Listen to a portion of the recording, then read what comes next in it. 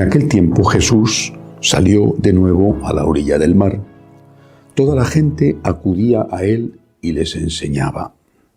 Al pasar, vio a Leví, el de Alfeo, sentado al mostrador de los impuestos, y le dice: «Sígueme». Se levantó y lo siguió. Sucedió que mientras estaba él sentado a la mesa en casa de Leví, muchos publicanos y pecadores se sentaban con Jesús y sus discípulos, pues eran muchos los que los seguían. Los escribas de los fariseos, al ver que comía con pecadores y publicanos, decían a sus discípulos: «¿Por qué come con publicanos y pecadores?». Jesús lo oyó y les dijo: «No necesitan médico los sanos, sino los enfermos. No he venido a llamar a justos, sino a pecadores». Palabra del Señor. Gloria a ti, Señor Jesús. Quiero insistir, lo primero, una vez más, en que la primera misión de Jesús en su vida pública fue la de enseñar, evangelizar. El milagro, el comportamiento, eran el apoyo, la certificación, la validación de esa enseñanza. Si hago estos milagros es que Dios está conmigo y por lo tanto lo que enseño es auténtico. Lo primero para Jesús y para un sacerdote tiene que ser la evangelización, la enseñanza, una recta enseñanza, no una herética enseñanza. Pero este evangelio tiene una enseñanza muy especial. Están posiblemente en Cafarnaúm, era un puesto de frontera. A partir de ahí la carretera se elevaba, llegaba hasta Damasco. Era por lo tanto un lugar donde se cobraban los impuestos de las mercancías que entraban en la Galilea. Y como puesto de frontera también tenía un retén de soldados, no creo que fuera un centurión, una decuria, en fin, un retén de soldados romanos.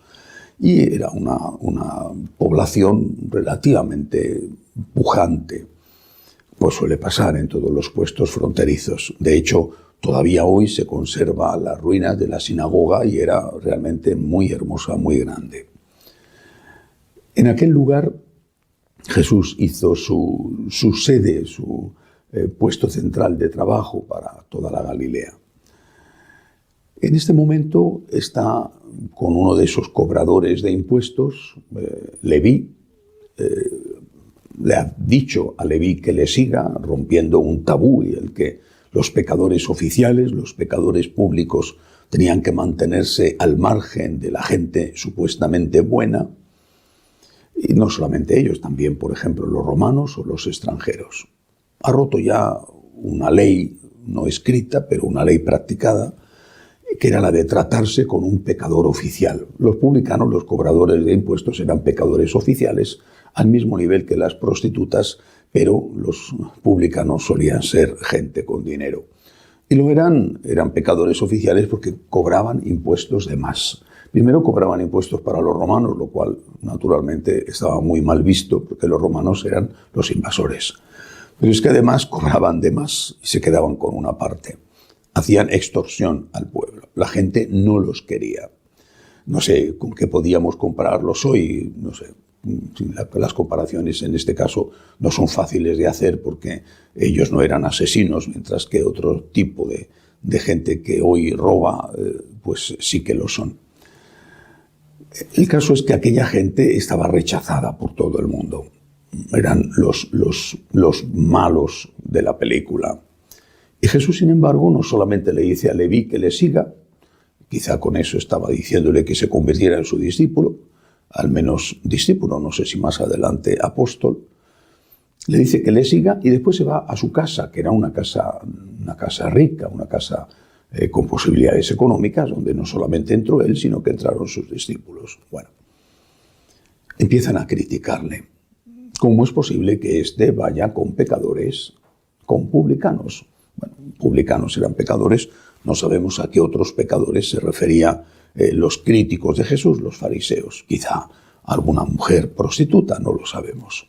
Pecadores y publicanos, pecadores. ¿Cómo es posible?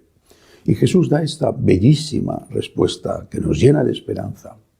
No he venido a salvar a los justos, sino a los pecadores. No he venido a curar a los sanos, sino a los enfermos. ¿Dónde está el problema? El problema está, por un lado, en que aquellos que criticaban a Jesús por ir con pecadores, lo hacían porque ellos se consideraban justos. Esa es la primera parte del problema. Ellos se consideraban justos y no lo eran.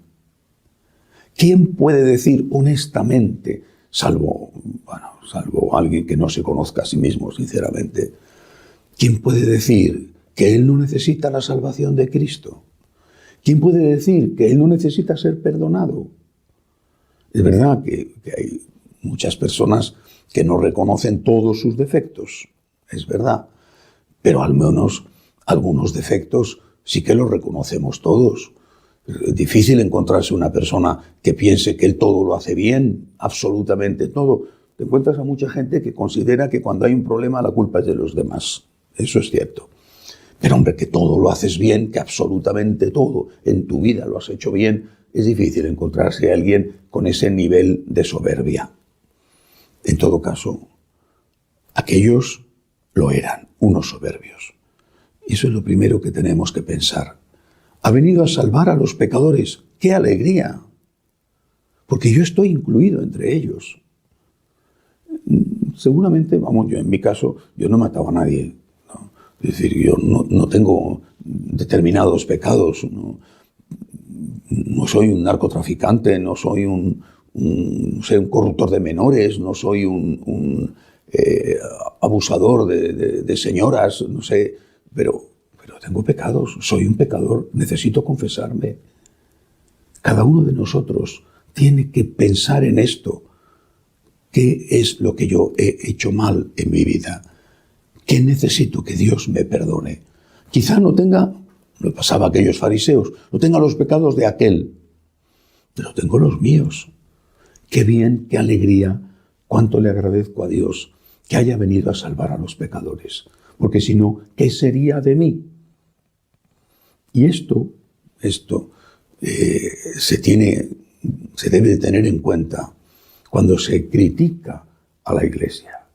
Recuerdo una famosa anécdota de la Madre Angélica, la fundadora de la cadena de televisión EWTN. En una ocasión le dijo un señor: yo no entro en la Iglesia porque ahí hay muchos hipócritas. Bueno, le contestó la Madre Angélica: por eso no se preocupe, venga usted a la Iglesia, siempre habrá sitio para uno más. Claro, tú estás señalando con el dedo los pecados de los otros y no te estás dando cuenta de que tú también los tienes. Y por lo tanto, tú estás diciendo que ese es un hipócrita porque tiene pecados e intenta ir a misa o intenta hacer el bien, pero tiene pecados, y no te das cuenta de que a ti te pasa lo mismo. Pues ven, le dijo la Madre Angélica, venga usted, no se preocupe, siempre habrá sitio para un hipócrita más. Segunda cuestión a tener en cuenta. El Señor ha venido a curar a los enfermos y a quitar el pecado a los pecadores. Pero no se cura a los enfermos diciéndole: no estás enfermo, ya estás curado. Simplemente te digo que ese cáncer no lo tienes. El médico me ha dicho que no tengo cáncer, luego entonces el cáncer ya no está. Pues no, el médico te ha podido decir, no creo que ningún médico te lo diga, pero el médico te ha podido decir que no tienes cáncer, pero si el cáncer lo tienes, el cáncer está ahí adentro.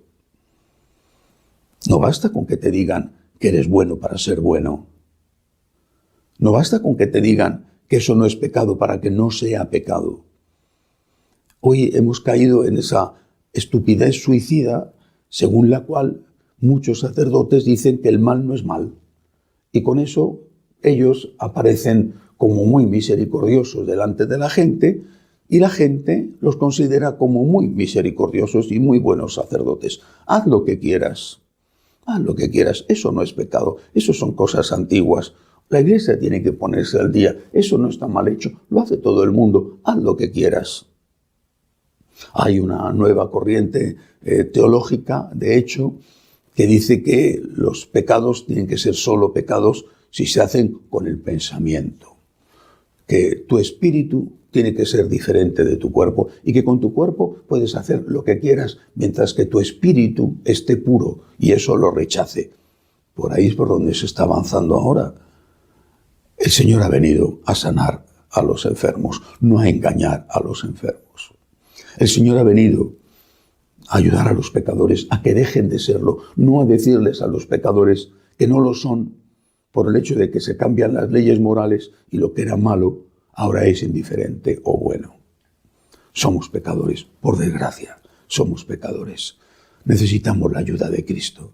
Agradezcamos al Señor su sangre derramada que nos limpia de nuestros pecados y colaboremos con la gracia de Dios todo lo que podamos, con todo nuestro esfuerzo, en que esos pecados que tenemos desaparezcan y no sigan ofendiendo a Dios ni al prójimo. Que así sea.